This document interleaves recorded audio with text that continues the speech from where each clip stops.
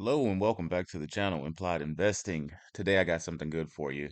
And know that a lot of people may have noticed I'm doing a lot of retirement content. Hey, how to retire faster, how to uh how to make more money, how much do you need? And the whole reason I'm doing that is because this is the sort of content I wish that I had seen or knew about when I had first got into the fire community. And what I'm about to show you right now, if you have a 5 year investment horizon, if you have a 10 year, if you have a 15 year, really mostly for the people with 10 to 15 year investment horizons, this may be something that you want to do. And also for my people who are just regular investors and maybe you want to create another sleeve just as a super growth sleeve, this investment may be for you. And my niece, she actually just graduated, and she was like, "Hey, uncle, here's $800 of my graduation money. What should I do with it?" And I want to show you exactly how I'm going to invest it and how this can cut your retirement profile or your retirement timeline in half. But before I do that, let me go ahead and get the legal disclaimers out of the way. This is not financial advice. I am not a financial advisor. This is for education and entertainment purposes only. Before making any financial decision, please seek out a qualified financial advisor.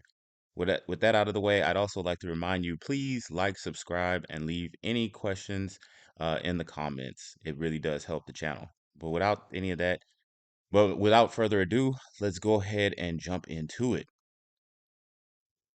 So I want to create a balanced portfolio and I want to cut my fire timeline in half. How do I do it? I got to supercharge it. And the only way to supercharge it is with leverage.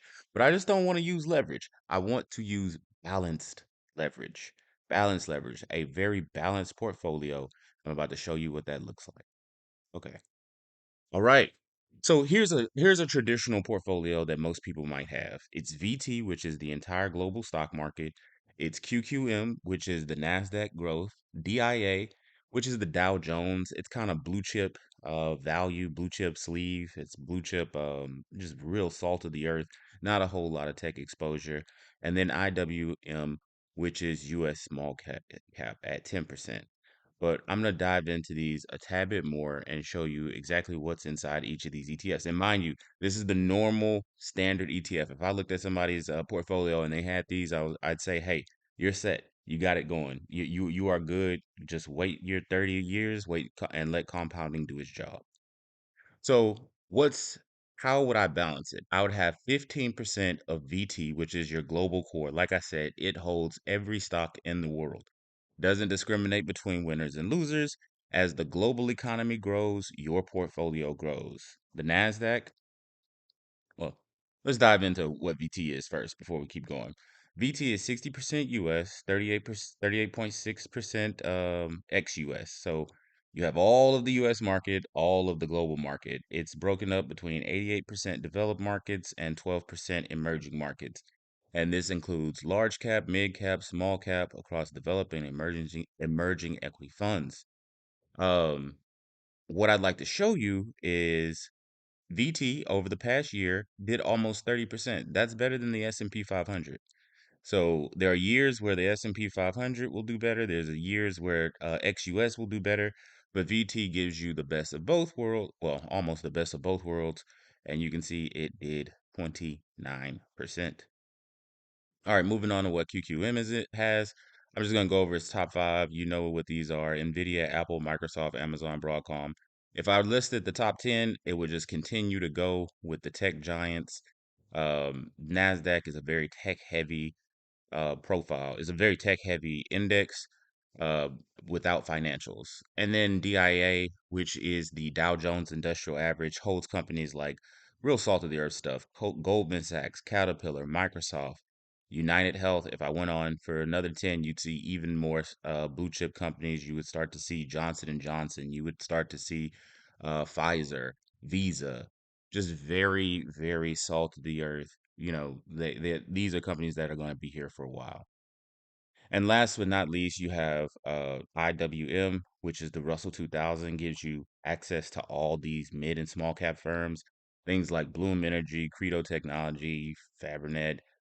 Power mining, next tracker, not a whole lot of stuff that that you may or may not be responsible, I mean, may or may not be familiar with, but these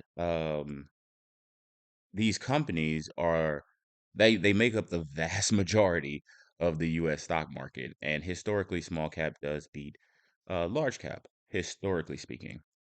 And the total return on this has been 31%, which is not bad. Not bad for the Nasdaq. I'm sorry, for the Russell small cap. Now, if you want to double your if you want to double your exposure to these indexes, meaning that if they did 30%, if they did 20%, if they did 50%, if you want to double that exposure, you need leverage. And here are the ticker symbols that I would use in order to get that leverage. For VT, my global stock exposure, I would use WLDU, two times the leverage. I'm sorry, two times the exposure. QQM, I would use QLD. This gives you double the exposure to the Nasdaq. DIA would be DDM. This gives you double exposure to the Dow Jones, and IWM, I would use UWM. Gives you double the exposure. And here are those weights one more time, just in case you forgot them. 50% VT, which is now going to be WLDU. 20% QLD, which is the Nasdaq, DD 20% DDM, which is the Dow Jones. This is your stable blue chip salt of the earth companies, and 10% UWM, which is your Russell 2000. These are the ratios that I would use. But let's dive in and see what type of returns you can expect, because I know that's why you're here. You're trying to cut your timeline in half. This is how you do it.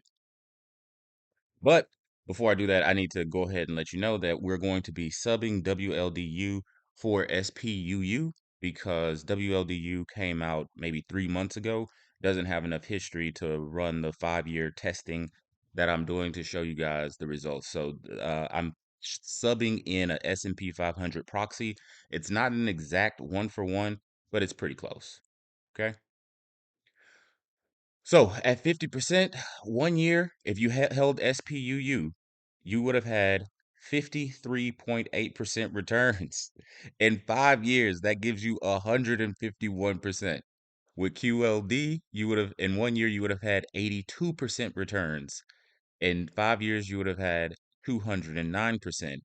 DDM, the Dow Jones does not run the same way that the S&P 500 does. It's normally a lagging indicator.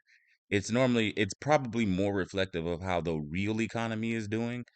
But even then, over the past year, you would have had returns of 42%. It's crushing the S&P 500. If you held VU versus DDM, you're crushing it. In 5 years, that's 80, 5 year history, back testing, of course, is 81%. UWM, over the past year, you had an 80% return. Over the past 5 years, you had 11.31% returns, and this is because um small cap has have had a really, really, really, really hard time. They've been seriously lagging, but you still had that exposure and you still did well. So over 1 year, you would have had returns of 59.89%. So that's basically 60% returns. I think the S&P 500 gave back, I want to say 20%, 15 to 20% last year. And over 5 years, you're looking at annualized 135%. Okay, actually, there was no need to guess. Here we go. So as you can see, the leveraged proxies are in red and the unleveraged version of the portfolio is in yellow. 1 year returns. If you held this portfolio non-leveraged, you would have had 31% returns, which is extremely respectable. It's been a very good year. With the leveraged version, you had almost 60% returns. 60%. One boosted your portfolio 30%, the other one boosted it 60%. So you are talking some real gains here. Over 5 years, one portfolio gave you, the non-leveraged gave you 76% returns. The leveraged portfolio gave you 135% returns. This is what I'm talking about when I say speed up.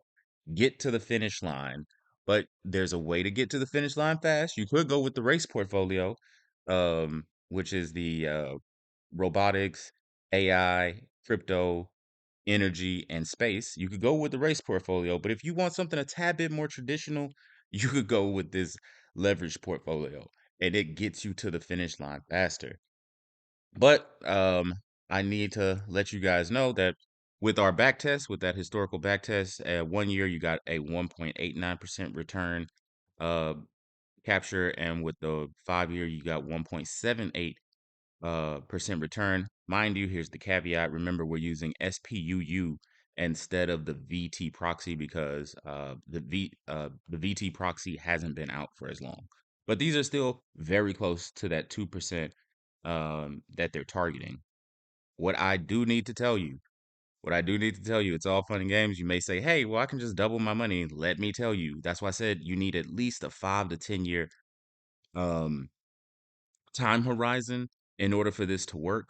Or, or as the market's dipping right now and you want to express that conviction that it's going to recover, you can buy it pretty quickly here right now and ride that wave back up if you think it's going to recover. Remind you, we're at the beginning of June.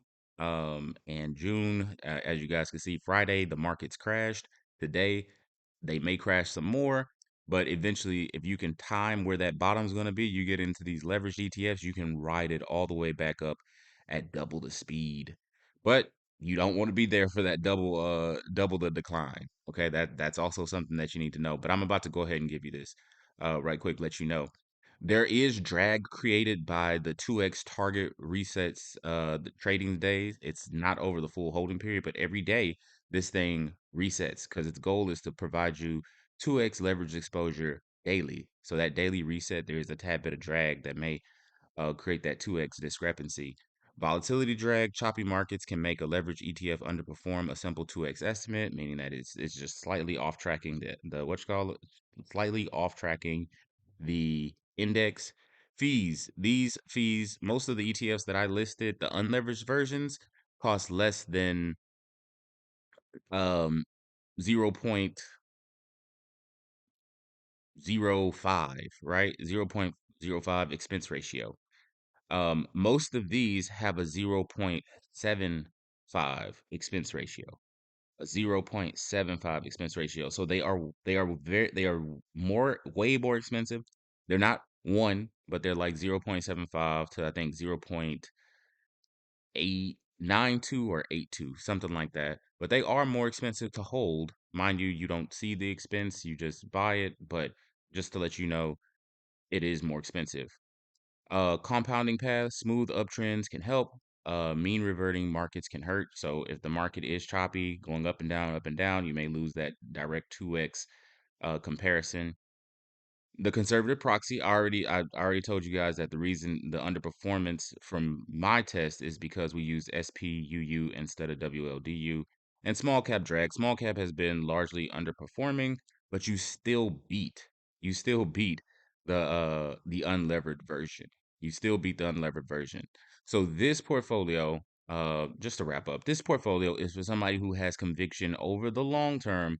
The stock market is going to go up. The global stock market, the Nasdaq, the Dow Jones, and small and mid cap companies are going to go up. And if you're able to hold for 5 to 10 years, you can make significant income. And I want you guys to go check this stuff out on your favorite charting website. I use Seeking Alpha myself. I'm not a Seeking Alpha affiliate. They pay me absolutely nothing, but I do like it because you can compare all these and you can see when the drops happen, you are going to suffer. You are going to suffer. But when the recovery happens, you are going to double your returns and get to your retirement goal faster. So quick channel update. This is probably going to be the last of the retirement content that I make for a little bit. I just wanted to show you guys some portfolio, some ways, some interesting strategies that you could use to try to get to retirement faster. I think one of the videos I made showed you like some very aggressive ETFs that you could get in, some non-levered ETFs that you could get in, and this is showing you some levered ETFs that you can get in order to reach your financial goals, hit that financial freedom a lot faster. I I want to thank you all for watching. For my fire investors, I really want to know how you are going to use this strategy or if you're going to use it at all. With that, God bless, and you all have a great day. Bye.